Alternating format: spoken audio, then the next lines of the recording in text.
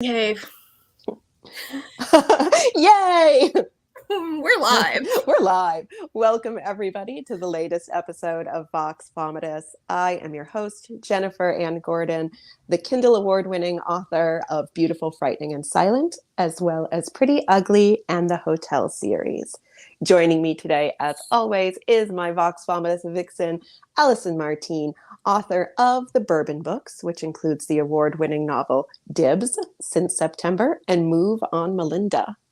With us today is a fellow New Englander, so I'm very excited, Edwin Hill, here to talk about his brand new book, The Secrets We Share. My book looks different than everyone else's because mine is pink. Why is yours pink? Mine's an arc. Oh. Yes, we changed the cover. I can tell you all about it. We changed the cover after the arcs were printed, which is a delightful marketing ploy, I guess. Is the ploy that the people who that I'm going to buy it again? Like, oh, I need this again, or they just don't realize it's the same book and go, new book. I hope it's either of those things. Yes. I am somebody who has to have books I really like in every format. So if I have it in paperback, I also get the Kindle version because I can't read the paperback in the middle of the night while my husband's asleep and I'm next to him, like supposed to be sleeping. I'm a really awkward winker. Oh, for people who are watching the video, I'm sorry that happened to you.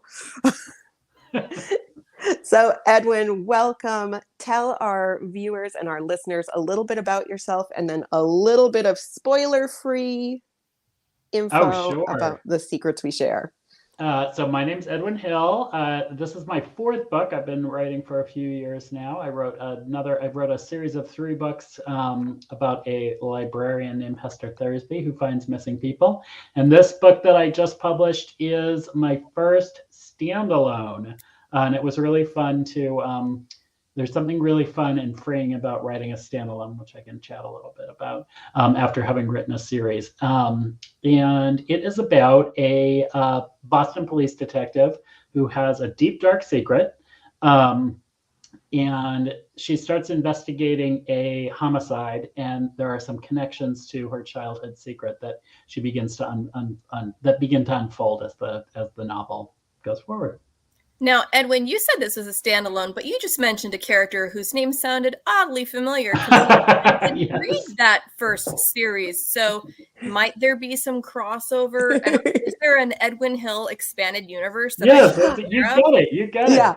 You know, what's so funny is the second you said her name, I was like, wait a minute. I know that person. You may have seen my face be like...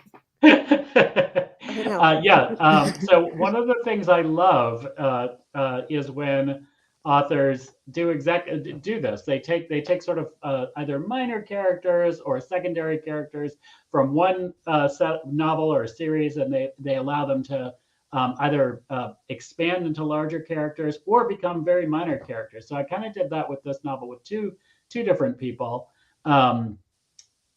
This novel's it's actually told from 6 points of view. But one of the 6. I was going to count them, and then I said to myself, Jennifer, just take a Xanax. You don't need to count them. One of the 6 is a police officer named Angela White, and she's actually appeared in all of my books. And then, so she's a major character, but Hester, the librarian, appears in a very minor role, but pivotal role.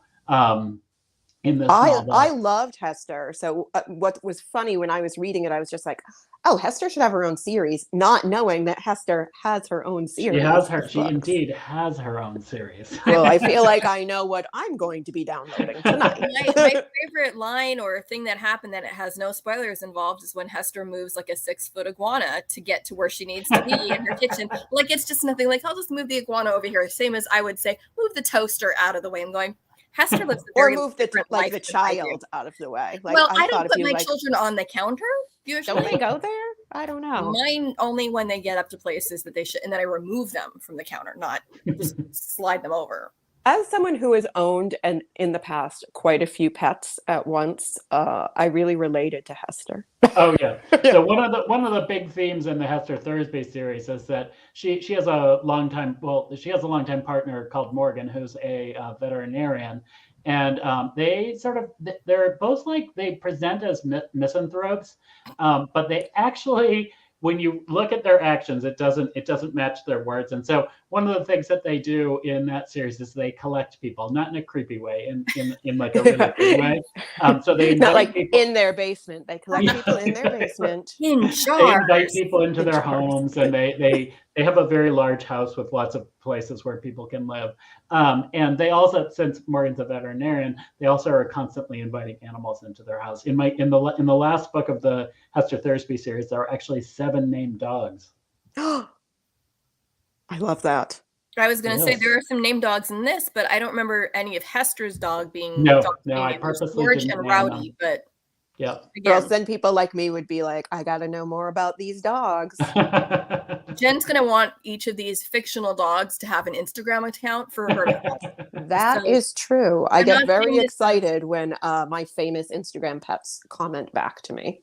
We can work Well, on and that. I'm not saying that's a missed promo opportunity that you should be doing fictional dog Instagram accounts just for Jen, because I feel like that's a really narrow niche. It's a niche. It's a niche market. But there you go. No, you'd be surprised. I think Oh. there's dog mystery and dog crime books and stuff like that. It's a niche. But it's yeah, there are definitely. I mean, my books are not dog mysteries in the traditional. Yours are definition of them. mysteries with dogs Yeah. who are there. A dog mystery would be more of a cozy, and my books are a bit darker than a cozy. Your books are not Not at cozy. all cozy. Yeah. I mean, even if you're talking about Not cozy. baking and doing jam blossoms, and sometimes I like to eat during the show, which is totally rude, but I don't have any jam blossoms, and I wasn't going to drive all the way over to Knott's Berry Farm to get like boysenberry cookies because that was the closest I could think of, but I really wanted these jam blossoms, and I'm wondering if there's an authorized recipe for me to. Oh, sure, I can send you the recipe. I can't really bake, so can you send a baker too to make me Sure. So Edwin, are you a baker? Because there was an awful lot of like descriptive baking things in this book. I mean, I know how to bake. I mean, baking is just like following a set of rules. But I don't do that. Yeah, I was really gonna my say problem right there's there. where you lost me. I can Yeah. cook, but then Yeah. baking is chemistry, and I'm like, math, no. But I did have to do some research. Like so there are 2 sisters in this novel, Natalie and her sister Glenn. Glenn is an actual woman, which we were laughing about. But she is Glenn Close. Like Glenn Close. just like Glenn Close. Yep. Not like Glenn from The Walking Dead. Exactly.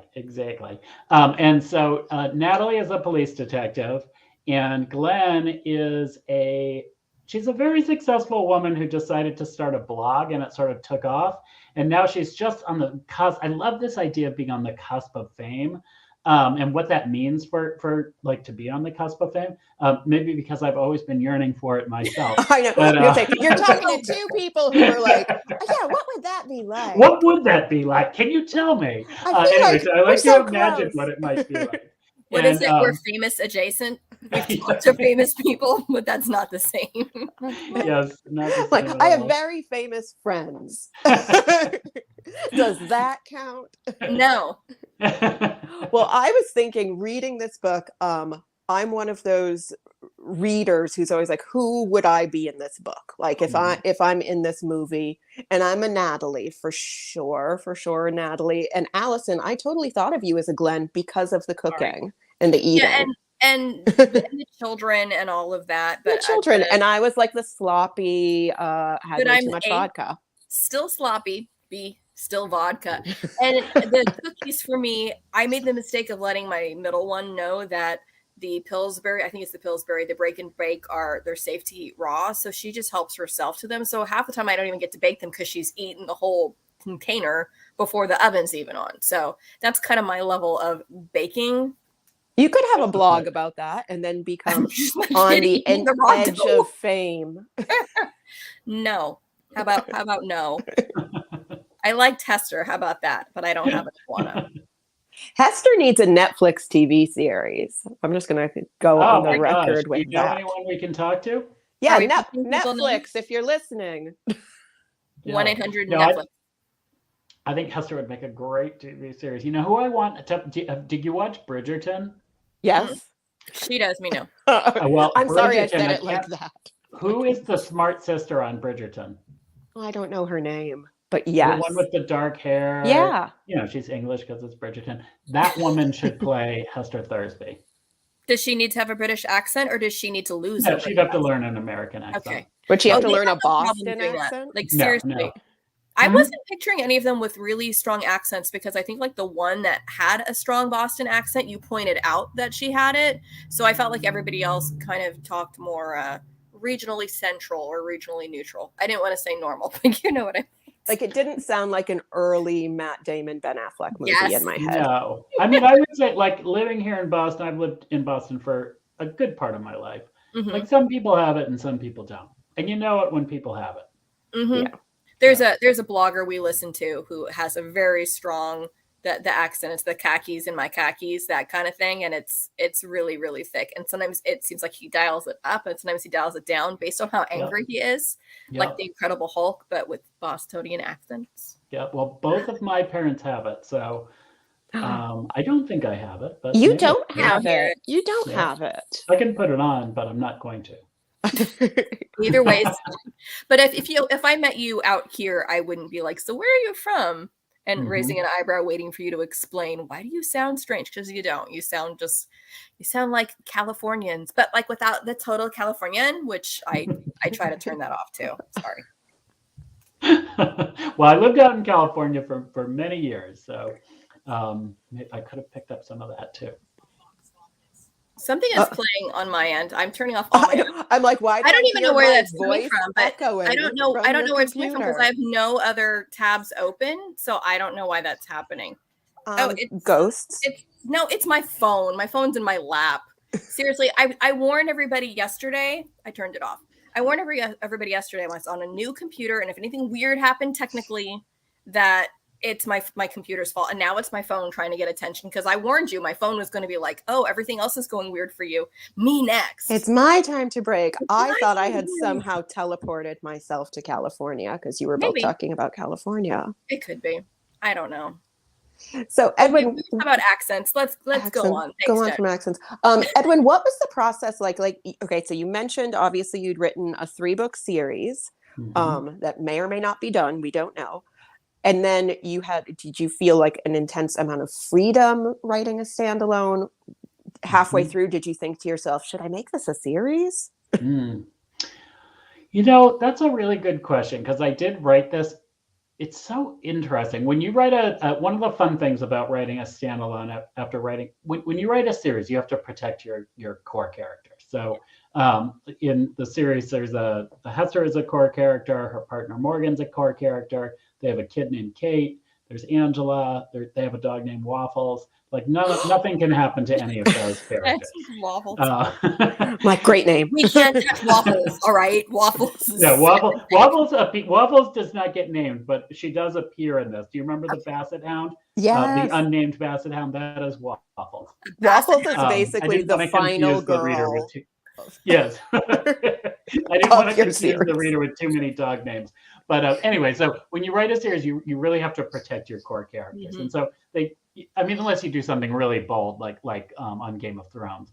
But I think my readers would be pretty pissed off if I killed off Morgan. Let's just put it that way. And so one of the really freeing things when you write a series or when you write a standalone is you can do anything. Like anyone can be good, anyone can be bad. You can kill off most anyone. of them can die. Yeah.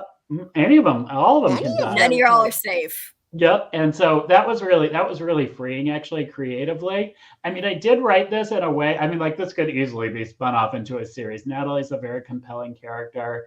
She lives in the Hester Thursby universe, so I could see where I might pull that into another series. There were a couple of other characters. The book I'm working on right now is also a standalone. There's a character but I pulled a character from this novel into it. If you remember Brock London. Yes. Brock. I'm like Brock. That name. Yeah, because you even make a line about like that can't be a real name. And no spoilers, but it's like when everybody's like, secrets. What are his secrets? That can't be his real name. It's like, no, that one actually is Brock London. I know. I was just thinking Brock London was actually a part-time, maybe male exotic dancer. That's just Or your fantasy, had Jennifer. been a soap opera star. I Well, was he like, certainly looks like one. I know. I'm like, this guy has the best name in a book that has a ton of great names, and names are important. And then all of a sudden, Brock shows up, You're like, and I'm like, hello. I'm paying Well, I have attention. another in the book I'm working on right now. There, of course, is a murder. I always write murder mysteries, but it No. doesn't take place in Boston. And so in Massachusetts, homicides are investigated by the state police outside of the major metropolitan area. So I was like, you know what? Brock London is a state detective. He could travel on down to the South Shore of Massachusetts. And Nice. See, I was going to ask where in Massachusetts. I'm like, wait. Yeah. I love It takes place not on the South Shore. Sorry, it takes place on the South Coast in a fictional town that's a lot like Westport. Okay. That is in no way Westport. That is in no way Westport, but it's a lot like Westport. I know. It's so, as somebody who also sets her books in New England and in New Hampshire / Maine, there's not a lot of places. So I'm always like, it might seem exactly like Concord, New Hampshire, but I assure you, this was the first book where I used fictional settings, and it was like so freeing. I have to tell you, like you don't have to make sure everything is right. yeah, because readers will be like, just make it up. Yeah, that's not where the Dunkin' Donuts is. Yep. Blah blah blah. Or like, There's no Starbucks there, and they're not open past 7. Yep. So anyway, that might be a new thing where, I mean, if things are in Boston, obviously you kind of have to make it in Boston. But I think once I leave Boston, everything's going to become fictional from now on. And I think that's smart, because I just finished writing a book and one of my betas finished, and she's like, she actually was double checking my flight times from one airport to another. And I'm like, I Googled it. She's like, that seems awfully long. I think it was only from this to this, from this year. And I'm just going, I looked it up, and is it really? But I'll triple check just for her. I had, maybe I'm a terrible beta reader because I've never once thought to like look up flight times. Whoever your beta reader is has a new career in copy editing. I mean, that is well, and she knows that we're really meticulous about those kind of things. And I did set it. This is all set in real places. I don't make places up in this particular series. So she knows, and she knows that I want to make sure I don't have people coming after me going, well, this didn't work and blah, blah, blah. So she's kind of trying to be that guy from the Simpsons episode. In episode 30, she's trying to do that for me ahead of time to cut it off at the pass, to give them no room to make any kind of complaint. So I actually appreciate that she did that. But that was something I had already Googled and double checked, because I had made that flight, but it's been 15 years. I don't remember how long it was. I don't remember being on planes anymore at this point. What's an airplane? I know. I'm like, airplanes. Sorry. That seems crazy. Yes. I don't know anything about that.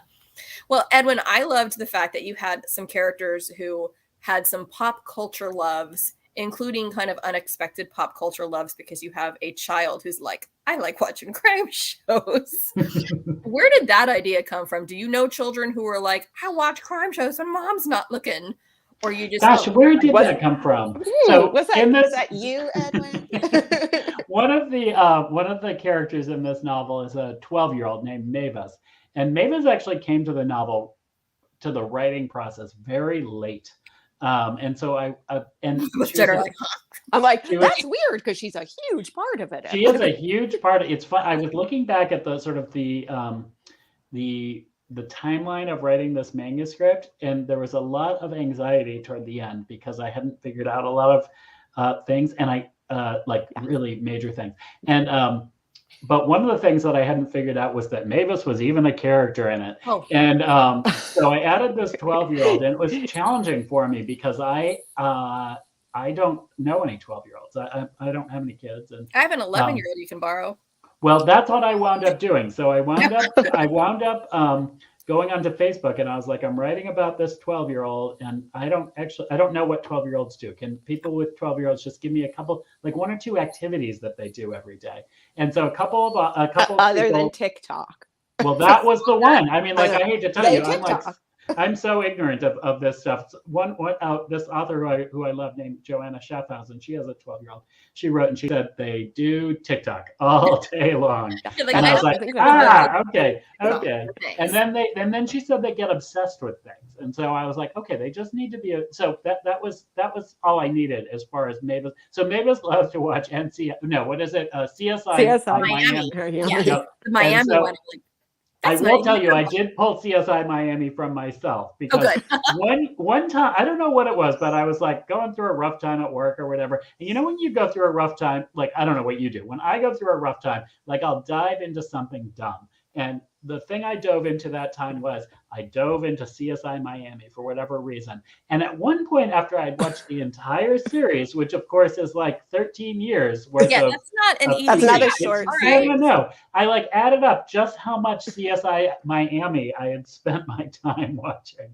And it was too much. Anyway, it deserves to be in the book. And I won't judge you, Edwin, because I've recently come through a second rewatching of the entire series Pretty Little Liars. Oh, very good. Very good. I've watched it twice because I needed something both times, but the second time I needed something, again, so stupid that I could just be like, I'm watching this while I'm pedaling on the exercise bike. I am watching this while I cannot sleep at night because I'm having an anxiety attack about murdering you. I don't know. That would probably make it worse. The world. Well, then I realized I started putting all these like Pretty Little Liars, like pop culture references in my current work in progress. And I'm like, oh, is Pretty Little Liars even still a thing that people will understand? It is, but I thought they're rebooting it on HBO Max. So I don't know whether the references would hold because I don't know if any of the characters are the same. I don't know. But I did like that. I felt like this 12-year-old is watching a show that a grown-up, or even more specifically, a retiree would be watching, which I loved that juxtaposition. Well, I like that too, because it's because she's she's an old soul. So I thought that was a good way of kind of indicating that. I also like one of the other things that I learned from parents was that 12-year-olds are sort of on this boat between adulthood and childhood, and you wake up and you have no idea which one you're going to get. Oh yeah. And so what I liked about that was it showed her sort of breaking away from her mother and her mother's control. Her mother is not like into her watching CSI Miami. She does this on her own, and it's one of the things that Glenn, her mother, discovers about her through the process of the investigation. I wanted Glenn to sort of find out these sort of small and large things about Mavis and what Mavis has hidden from her as she's sort of become more, as she's grown over this last year. Because it's one of those things, like if you're hiding what you watch on TV from me, what else could you That's exactly hiding? Right. Well, and I just laugh because first off, as a parent, if it turns out my child is sneaking crime dramas, that's ideal. Like, I have nothing to worry about. Because worst case scenario, they're going to grow up to be a Jennifer or an Edwin, and that's fine. That's right. That's pretty darn good. Or actually, I don't know, become a forensic scientist. Also, totally valid. Or something like that. Yeah. But I know we have this conversation with my eldest where we come into the room and she shuts her computer right away. And the reason she's doing it is because it pauses her show. And half the time she's either playing a game or whatever, and she just needs to pause. And I've had to tell her, stop doing that because it makes me think that you're hiding what you're doing. And she's like, I'm not. And opens back up to whatever it is. And I'm going, but I think you are. So don't do that anymore. She's like, I'm just watching season 11 of Criminal Minds for the fourth time. That's just scary for me half the time. It's usually Disney Channel. That one is pretty bad. It's not even that one that I have to worry about watching inappropriate stuff. It's my 6-year-old who gets on YouTube, who goes really quickly down the rabbit hole of tornado sirens, and now he's obsessed with the Beastie Boys. So that's not a bad thing. He was wearing a bowl on his head as a helmet. I'll still be fine with that. Okay. But again, I was like a teenager when I was obsessed with the Beastie Boys. I'm just saying, Edwin, if you need to call or mind any future children, you can just, they're here. Allison's like, you could take them on a plane to your house. I'll mail them in a box. And keep them for a week or month.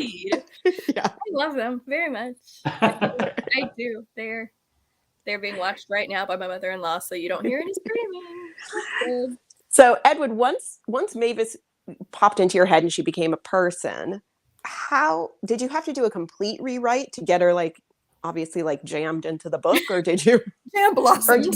or did you just like or jam blossom her into the book, or did you like start with some Mavis chapters where it's her POV and write those?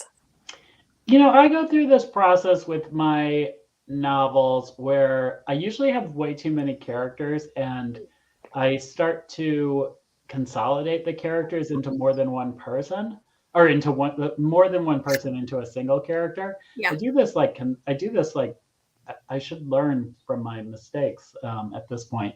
But so for example, in this book, Glenn and her husband, Jake, had two girls named Mavis and Astrid or something like that. And then there's another boy this book took so long to figure out what it was even about, but there was this scene at the very beginning of the book where in the final book, Mavis goes into this abandoned factory and she finds a dead body there. Mm-hmm. But in the original, not even in the original, but like at one point, there was a boy named Andre who went into the abandoned factory. There's no Andre even in the book. I know. So was he related to any of them? No. Just so when I finished this draft, I was like, well, you've got Astrid, you've got Andre, and you've got Mavis. You don't actually need three kids. You need one kid. So I put them all together. And then I was like, why would I have someone who's not related to the story go through this exciting thing that happens? Let's pull one of these girls who didn't really do anything in the story. Let's pull one of these girls out and have her be the one. And then all of a sudden she really took off as a character. And at that point, I did have to add her into the novel. So at that point, I started writing her POV scene. So she has her role in the story sort of ramps up as the story goes along. She only has a couple of POV scenes early on. I loved her voice. Like I'm a real big fan of having like younger characters in books that are for grown-ups for adults. Because I feel like it's just like so refreshing. Like there's just like this like freshness of TikTok and CSI Miami. Whereas like the other chapters are like, oh, everybody's getting murdered around me. Meanwhile, Mavis is like with her friend doing a TikTok choreography though. Yes. They're still doing that amidst like. Well, and I find that's really, it adds a level of realism to me personally as a reader, because I read a lot of novels where it seems like everybody involved has no children and no families. And it's like, okay, I know that's true for some people, but most people past a certain age do have kids. And if you read a whole novel where nobody involved has kids, it almost becomes this thing where, what alternate universe are you where you don't have to check on the babysitter and you can just be out all night and do all these things? Are you talking about my books? No, I'm not talking about books. You don't have big expensive casts, but I've read a lot of like action books where everybody involved can just get up and go and do these things, and everybody is past 40 and not one of them has procreated. And I know not everybody does, and that's fine. But after a certain amount of like, just statistically, it seems like, did something happen? Has everybody not been able to? Is everyone sterile? What's happened in this universe? And it just becomes, there was a plague. It only infected women's uterus. Yeah, exactly. It was Saturn's race, that book where everybody got, I think I'm the only one who read that one. Did you read that one where the vaccine made everybody sterile because the elites? I try not to mention it because then crazies are like, I know. I'm like, oh no, don't say the word. Don't say the V word on our podcast. 30 years ago. And it's not a very good book, but that was the idea. But no, I like the idea that, hey, this is all going on and the world is crumbling around, but there's still a kid in the mix of all this who has to make sense of it, and who the other people have to think about. Okay, and at a point, some people's, their priority shifts to, you know what, I need to make sure that she makes it through okay, and whatever else happens. She's just a kid. Mm-hmm. Who's just trying to take a damn algebra test. That's all she wants to do. Yes. Like, just let me take my test. Eat some pizza with her friend, and all these people's lives just screwing it all up. The only unrealistic part was that she was like good at algebra. I was like, are kids good at algebra? Mavis is definitely good at algebra. Well, she was good at algebra. I love how you had her mind map things out and put things in boxes and take steps very analytically. And at some point, someone compares her to her Aunt Natalie, who was like that. And in many ways, you can see the similarities, that she's more like her aunt than she is her mom. So it's like, yeah, those crime shows and the analytical nature. You got a crime shows pay off. They pay off, but absolutely you've got a future series, Mavis, Junior Detective, Oh my God, like the Babysitters Club. with the iguana. I really want the iguana in there. Oh my God, Mavis I and really want all this of Hester's junior in that. animals. Did I name I can't remember. The iguana's name is Ian. I would have remembered that. No, I dated. I think I didn't. I don't think I gave his name in this. No, But I like that like. Yeah. Oh, absolutely, absolutely. In the notes. Well, that's part of being an author. There are things that you know about your characters that don't necessarily need to make it into the draft, including the name and innermost secrets of that iguana. That's absolutely true. Well, Ian is a recurring. Ian has been in other novels. Iguana. He's a recurring iguana. Don't get him confused with the other iguanas that may pop up now. Exactly. See, individual iguana. I love it. Now, like, honestly, I'm just like, I'm sold on the Hester and all the animals solving crimes. It's a little bit of Dr. Dolittle, a little bit not. So, but you're an animal person, right, Edwin? You have a dog, no, so I I hate just them. you hate all animals. No, I love. I know, I'm like, you hate all animals. Your dog is gonna look at you like. No, I have a dog named Edith Ann. I know it.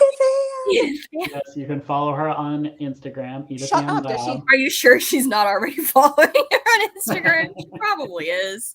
Gosh. And she is a yellow lab. She's the most adorable thing in the world. She just had surgery. Oh, is she okay? Oh, she's fine. She had surgery. She's been in recovery for a few weeks now, and she'll be over it in a few more weeks. Right now, she's still pouting. Yeah. Oh, absolutely. She just graduated away from the cone. Oh, shame. I know. Poor thing. Poor pup. So, what are you working on right now? Then, are you continuing with these in this same Edwin Hill universe? And well, the Brock. I'm story. working on a novel that is set on the south coast of Massachusetts. Okay, so it is the Brockland. I didn't know if this was a future idea or what you're working on now, because it feels like people have ideas that are over there, ideas they're working on now, the thing that they're editing, and then the book they're promoting. Like, nobody ever knows where they are in this. Well, that's true of all of us. So this one is about a therapist who he's like it's about a high-powered therapist who winds up dead after a night with a client who he spends more time spying on than treating. Ooh. Yes. I like that. Therapist gone wild. Yep. And dead. Yes, and dead. And He's dead. dead. Do you have a title for that one yet to tease, or does that go through? Right now, I'm calling it Bad Behavior. That probably won't stick. It may. I like it, and there's plenty of bad behavior in the novel, and it is. I like when titles. I'm not saying anything profound here. I like when titles really emerge out of themes in the novel. So I haven't quite figured out what the themes are in this novel, but I mean, bad behavior is one of them. Well, and you showed us that the cover that Jen has for your book for this one is pink, and then the cover changed. So the one we've seen more recently is more greenish yellow. There we go. And did that title change through? And was there a reason behind changing the colors other than like, oh, it looks slightly different, hope to catch more eyes? I was kind of grateful for that. They put together I don't have anything to do with the cover, really. The publisher puts together the cover. They asked me for some ideas for images and stuff like that, but they spend the time putting it together. And they put together the cover. I liked it, but they sent it, and they printed the arcs, and then they sent it around to bookstores, and they got some feedback that the bookstores didn't really care for it. So I was grateful that they listened to the bookstores and decided to change it. One of the things is it is a pink cover. The original cover was pink, and they really wanted to highlight that this is a pretty dark novel. I still think that the pink cover looks dark. I mean, I think it does. Yeah. Yeah. I mean, it's got those nice windows and everything, but this one looks even darker. It does. Yeah. It looks like more of a It definitely looks like a body in an abandoned factory vibe. Exactly. With its eyes eaten away. Yes. The eyes are eaten away. I'm glad that's not on the the cover, though. I think it's not the cover. I am too. To see visually. Yeah. As somebody with like an eye phobia, that was just like a. That was my gift to you, Jennifer. I know, like, Jennifer, read my book. Enjoy the eyeballs. I'm like, certainly they won't mention it again. Oh. Just kidding. Well, and you sound like, based on what you're telling me, with these extra characters that then have to be body morphed into one and their souls united magically, that there's some kind of process here that resembles more pantsing than planning. It depends on the book. So, like your first book, everyone's first book is kind of unique.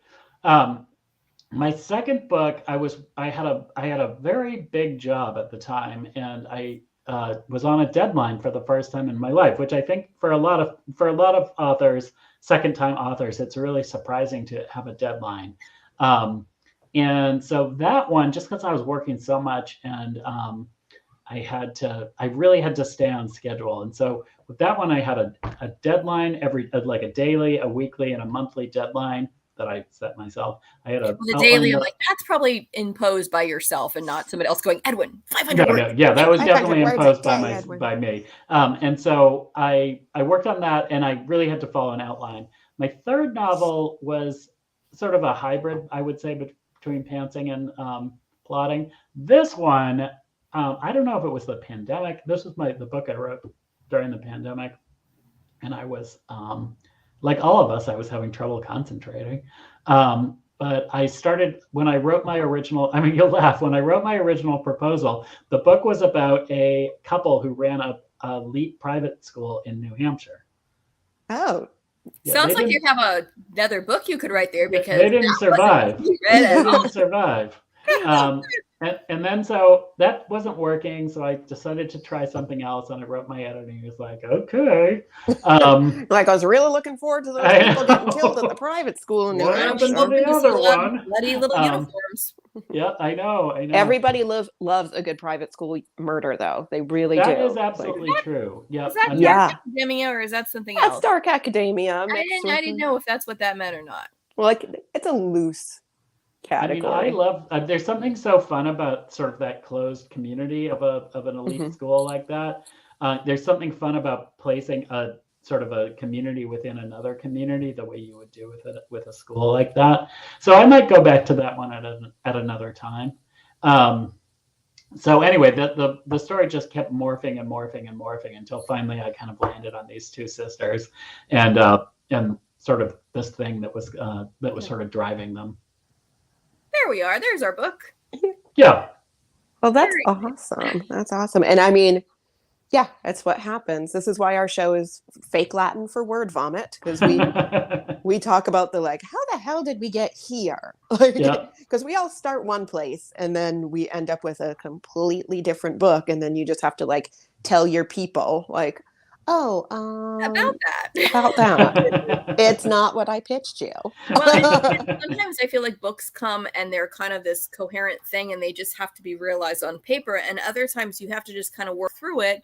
And by the time you get there and look back, you go, that wasn't where I thought I'd end up, but this is great. And you just have to convince everybody else, no, I meant to do that. Yeah. I wrote another book during the pandemic that it was about these. It's about these kids who went to college together and were in an improv troupe, and it came to me instantly. I love it. And I wrote the whole thing, and now no one wants it. So I want it. As a theater major, we both love the idea of those groups that had come together and then go their separate ways, and then coming back to it and figuring out what that was really like. Yeah. And I also just recently finished a watch through of Lucifer. So the idea of the improv troupe just cracks me up. It's yes and. Let's title your book with her. It's yes and. There's actually a chapter in it called Yes and. I love it. Yes, you need to have that book happen. Don't. Well, I'm going to go back at it. I think I did something with it structurally that I think was just too risky, or it was too much. Even now that I'm looking at it again, with a few months away from it, I'm like, oh yeah, that was probably too much. If you could use the book All's Well as a comp, that would be really good, because that's about a theater group in a college. Oh, okay. And that's a very Edwin's taking bizarre but very, very good Mona Award. Nice. She'd be a great comp. That would be a great I'm comp. just waiting though. It's a few years out yet easily, but I'm waiting for them to have a class that studies literature that emerged during the pandemic, because I feel like there's going to be some kind of overall themes of, so what were authors creating during the time the world shut down? Oh, I think it's going to be really interesting. And, I think that we could, we've seen a lot of lighter stories coming out because I think people wanted to focus on lightness. I mean, I will say in this book, this one that you just read, I originally set it during March of 2020, sort of that crazy month of March of 2020 when the whole world was shutting down. And I tried that for a number of months, and I was like, I don't really want to stay there.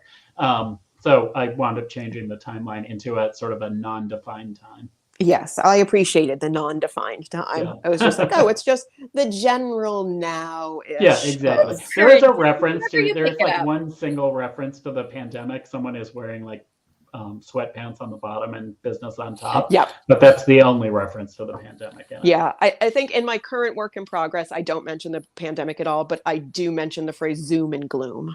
Oh, good. Yes. So I felt like that was my... People will get it. Is Zoom and gloom just like always being on Zoom? Yeah. But I love being on. We're not on Zoom. I love being on this Zoom. with you. We're on StreamYard. We're on StreamYard. But we are actually out of time. Edwin, you have been a joy, as I thought you would be. Thank you for coming on our show. Thank you for writing such a dark, twisted, amazing book. And making me feel really good about binging things like Pretty Little Liars, because I felt like, oh, I have a lot in common with your 12-year-old character. Thanks so much for having me. This was a blast. For everybody who is watching this live, thank you so much. If you're watching this on YouTube, make sure to hit like and subscribe. And if you've loved Edwin, buy his book. It comes out officially next week, correct? In 2 weeks. In 2 weeks. On the 29th. So it's available for pre-order. Make sure you buy that and give our show a fancy review if you want. Until then, we will see you all next week. Bye. Bye.